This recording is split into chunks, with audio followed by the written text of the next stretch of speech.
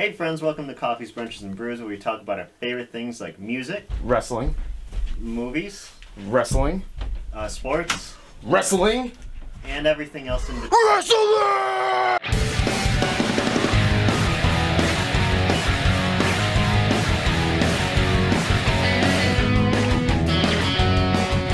Okay, welcome back to another episode of CBB. I'm very excited for today's episode. Episode 2. Episode 2. And obviously, to start off, doing a little brew review like last time. And just a disclaimer. Yep. We are not professional beer people. Okay? Sure we are. We're not. So, up on deck, we have... Oh, can I take it from here? Oh yeah, you go right ahead. We have ourselves a good old-fashioned old brown dog. American brown ale from the old smutty nose up in New Hampshire. So, you know, just like last time, we get these beers from Wegmans, and if it looks interesting to us, we're going to try it. Why not? And then I'm pretty excited for this because I'm a brown ale fan. And I'm pretty excited because I feel my country boy bones just a-tingling. Hell yeah, brother. Let me just... Make mine a smutty. That's what it says on the back next to its otter. Jesus Christ. Here we go. Right. Ready? There you go. Dink. Huh. Kind of has a good strong taste to it. It does. I like darker beers because last time I should say when we were doing Ep.2 Brewing Company, Purple Haze. It's just I was not a fan of that, but this one. This isn't bad. Let me see. I feel like I can relate it to something. Here are the facts. The beer facts. So you can find their stuff on smuttynose.com. Sounds really dirty, but just type it in. I swear to God, it is a brewing company. Muddy nose. And then, so this is their brand Old Brown Dog. So it's like the brown ale. Old brown And dog.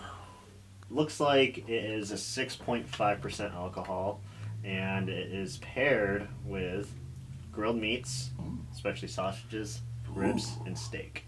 So it's one of those very long sausage. You know, kind of fits after. Kind of fits after we just got done eating at Nichols Barbecue on Market Street. Not a sponsor. Yet. not a sponsor yet. Yet. So what I kind of get that like nice strong taste from it, like because you can definitely tell that it's heavy alcohol. I thoroughly enjoy that. But I feel like I've had it before, and I'm trying to pinpoint what other beer relates to this one. What like big brand name? Yeah. I'm not sure. Oh, hold You on. know what I'm saying? I mean, there's a lot of brown ales out there, but this one does taste like a very similar one. Okay, so I thoroughly enjoy it. I think it's a good one to bring to like a little Anywhere, mixer honestly. mash, Yeah. like a Grill. little party. Yeah. You know, Summer cookout. yeah, definitely not just like how last time went. We're not talking about last time. That was a shit show. That beer haunts me. Vietnam War vet, right there.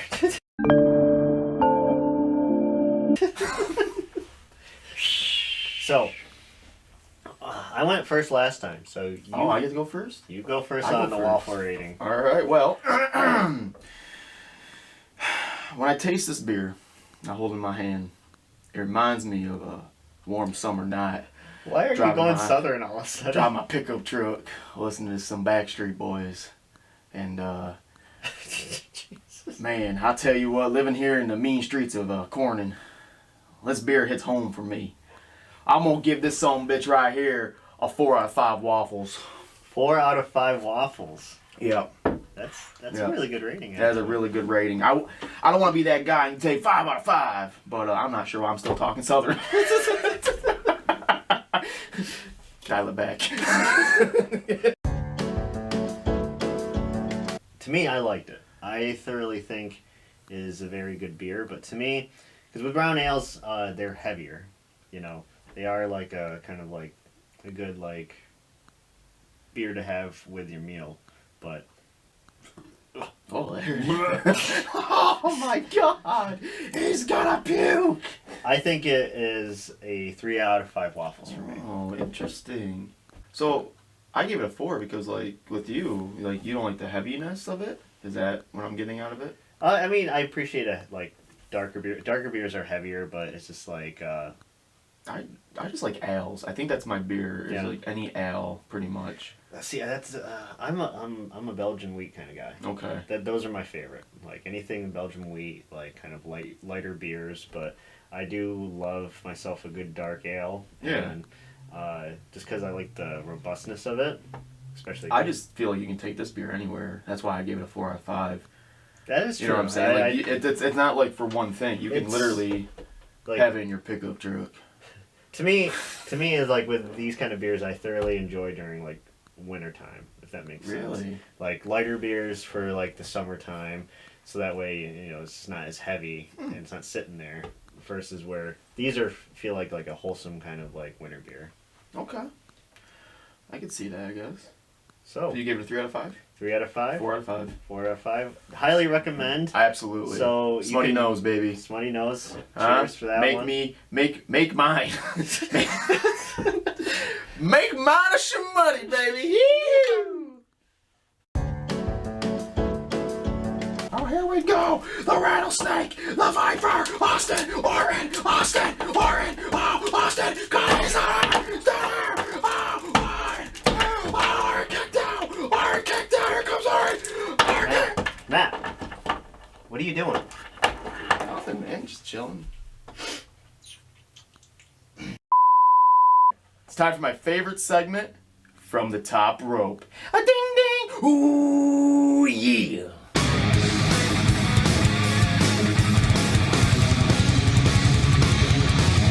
So to kick off from the top rope, we want to do one of our favorite things that we've always done as wrestling fans ever since growing up, is talk about dream matches, who you want to see face off. And so to kick off this episode, we are doing Stone Cold Steve Austin versus Randy Orton, the Rattlesnake versus the Viper.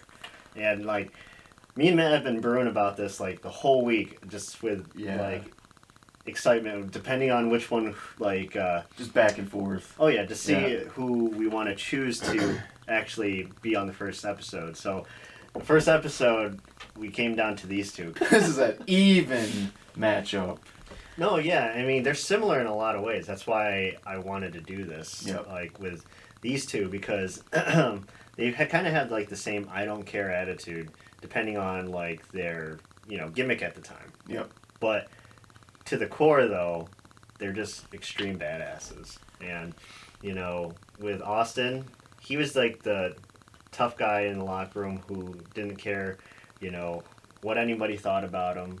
He, just did what he wanted to do. He didn't, whether it was good, bad. Even when he turned into a bad guy, everybody still loved him. Which is funny. I know, that's why. Because they tried so hard to make him a heel. Yeah. But versus where Randy Orton, though, he plays a good anti-hero as well, but when he's heel Orton, oh my God, he is and that's the difference. Yeah, that heel Orton will always be greater than heel Austin, in my opinion. No, because when he's a heel Orton, everybody hates him. No, that's what that's the separation. I concur with that, but it's just also when he is that heel, he can get away with so much Oh God, yeah. Versus if he's trying to be a face. Randy face is really cool, but and it's still good. It's still good, but heel Orton is where he shines in. Yeah. What he thrives. So, let's go to the tail of the tape.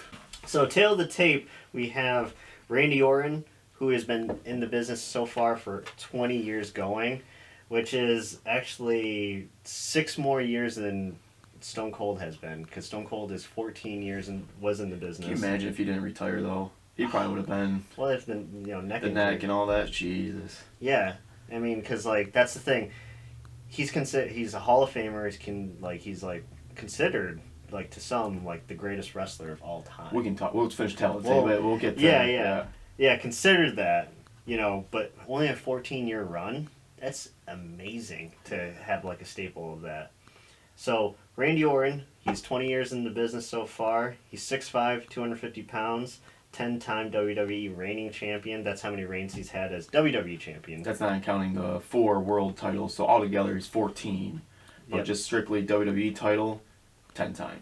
Oh yeah, and he is a 2-time Wrestler of the Year by PWI. Yep. So, and now going to Austin with only 14 years in the business, making like a huge mark, and he's become a staple of what wrestling is. Mount Rushmore. Exactly. And he is 6'2", 252 pounds, so 2 pounds heavier than Orton. And his reign of WWE championships are 6 times. And he is 3-time Wrestler of the Year by PWI. And also to note too, with both of them, they've all had other titles. Austin with the Intercontinental Tag Team. Yeah. And Orton with the Intercontinental and Tag Team. But to note that this is prime Austin weight and height, right? Yeah. So this prime. is Not nowadays. Not nowadays, because I can just hear it now. Well, that's not what he is now. Well, no shit. I want to clear that up. Just like, well, Randy Orton's a 14-time champion. Well, no shit. We're not talking about. We're talking about WWE strictly championships. Yeah. Jesus. Don't at me. Tell me. So yeah, if you take, Randy Orton and take Prime Austin together, like, what do you think? What's your thoughts? So first of all, with Austin, 14 years, amazing. But it was not, in those 14 years, he was not always Stone Cold Steve Austin. The Rattlesnake. He was never the Rattlesnake, right? He started off as, the Ringmaster, Stunning Steve, like all that shit. And it was only when he won the King of the Ring, that's totally what switched. Fucking, shoot him straight up to the fucking moon, baby. Like that whole segment right there. Where Orton, was always the baby face kind of ego, like smug, cocky, right? But he kind of never changed, if you think about it. Like, he's always been like that. He just got more sadistic and vicious throughout and became the legend killer. So it's interesting if you look at those two paths, how Austin started out, because he was never always the Rattlesnake. Well, it's because back then too, it was a different type of wrestling. If we match those two in the ring, who would take it? Okay, so I'm looking at moveset, right? Yeah. So very equally matched. They are very similar. The thing I give Randy Orton such good credit for, he is very versatile with whoever his opponent is. He's very strategic. So Austin's very hard hitting and straightforward, in your face moveset, right? Orton has that, but he can also fucking drop a drop kick on you. He can also fucking jump off the top rope if he wants to and do a crossbody off the top. Yeah. Right? He can find a weakness in you and exploit it. Mm-hmm. Austin can do that too, to a certain point, but Orton, that's where he thrives in. Yeah, see, that's the thing. If you notice in those like type of matches, especially during those eras, like Randy, like will find a weakness and just attack that same weakness. Versus where Austin is just, if he sees anything in his way, he fucking tries to destroy it. Whether if it's just like my favorite Austin is with Austin with a chair. Oh my god! Or any kind of weapon. What was that? That was the was that the Alliance thing? When he was coming back, and he was running down... No, it wasn't the Alliance thing. I was thinking more of when he was rescuing Stephanie McMahon from the Ministry. That's what I'm thinking of. He just has came that out with the chair, just like, fucking boom. hit Pat Patterson, Gerald... yeah, you're right. That's what it was. But, which brings us to, like, I would say, the RKO versus the Stunner. So, this one, we almost were talking about this, like... when we got coffee during this week, we almost started talking about this, but we're like, no, we gotta save it for this goddamn episode. My thing is, though, finisher-wise, this may come as a shock, I think the most dominant one would be Orton. Wow.